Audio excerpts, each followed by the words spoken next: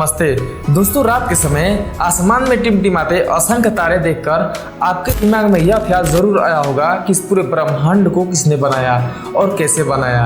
सच तो मुझे भी नहीं पता, लेकिन दोस्तों हम religious and scientific point of view से जानने की कोशिश करेंगे। सच मुझे भी नहीं पता, तो बने रहिए वीडियो के अंत तक। दोस्तों हम सब जानते हैं कि इस पूरे ब्रह्मांड का क्रिएशन एक बिग बैंग से हुआ। 1927 में जॉर्ज लामेत्रे ने बिग बैंग थ्योरी दिए थे, जिसके अनुसार ब्रह्मांड का जन्म एक बहुत बड़े ब्लास्ट यानी बिग बैंग से हुआ।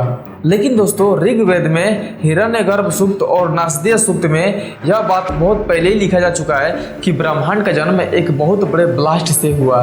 जिसे हिरण्यगर्भ सूक्त कहता है, हिरण्यगर्भा समवर्त ताग्रे भूतस् जातः परितेक आसीत स दधार पृथ्वी धामुतेमाम तस्मे देवाय हविषा विधेयम। जिसका मतलब है इस पूरे ब्रह्मांड की शुरुआत में कुछ नहीं था।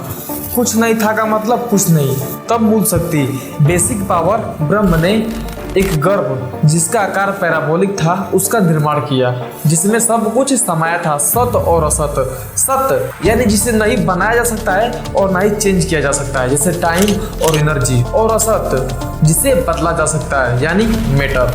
और एक निश्चित समय के बाद यह पैराबोलिक आकार का वस्तु ब्लास्ट हो गया, जिससे टाइम, एनर्जी और मैटर यानी आकाश गंगाएं, ग्रह, तारों का निर्माण हुआ। बिग बैंग से क्रिएट हुई साउंड को हिंदू धर्म में ओम कहा जाता है। और दोस्तों इस पर विज्ञान क्या कहता है, चलिए जानने की कोशिश करते हैं। दोस्तों एडविन हबल, जिनके नाम पर हबल टेलीस्कोप का नाम रखा गया, 1929 में एडविन हबल ने एक खोज की। उन्होंने पाया कि सभी आकाश गंगाएं और सेलेस्टियल बॉडी एक दूसरे से बहुत दूर होती जा रही हैं। मतलब ब्रह्मांड का विस्तार हो रहा है, ब्रह्मांड अपने आप को एक्सपेंड कर रहा है। इसका मतलब यह है कि इतिहास में ब्रह्मांड के सभी पदार्थ आज की तुलना में एक दूसरे से और पास रहे होंगे, और दोस्तों और पीछे जाएं तो और पास रहे होंगे। और एक ऐसा समय रहा होगा कि सभी सेलेस्टियल बॉडीज और आकाशगंगाएं एक ही स्थान पर रहे होंगे। शायद 10 से 20 अरब साल पहले ब्रह्मांड एक ही स्थान, मतलब एक बिंदु के आकार का रहा होगा।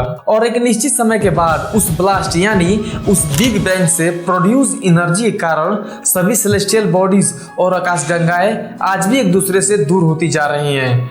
मतलब ब्रह्मांड का विस्तार हो रहा है। And this is not my statement, this statement of Edwin Hubble. और दोस्तों अगला वीडियो आप किस टॉपिक पे देखना चाहते हैं, किस साइंटिफिक रिसर्च और किस कॉन्स्पिरेसी थ्योरी पे, तो कमेंट बॉक्स में जरूर बताइएगा। और अब तक आपने मुझे इतना धैर्य से सुना, आपका आभार।